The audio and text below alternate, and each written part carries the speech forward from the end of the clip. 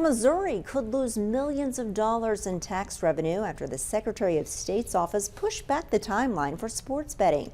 Denny Hoskins rejected emergency rules that would have allowed sports betting to start in Missouri this summer. This all comes after Missourians voted to legalize sports betting in November. WGEM Missouri Capitol Bureau reporter Hannah Falcon asked the Secretary of State about why he rejected the rules. Missourians hoping to place a bet on opening day of the Chiefs or Mizzou Tigers are out of luck.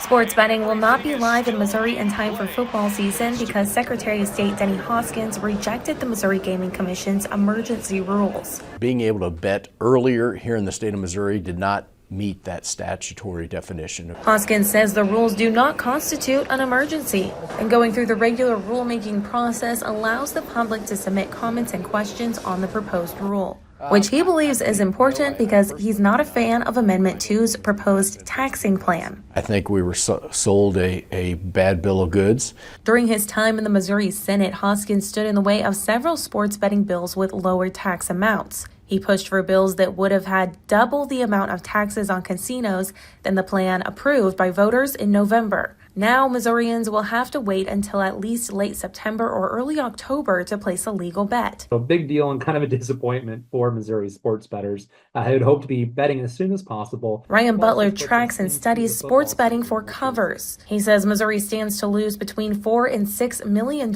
in tax revenue with this delay. A loss that's only exacerbated since the beginning of football season is the biggest time for sports books.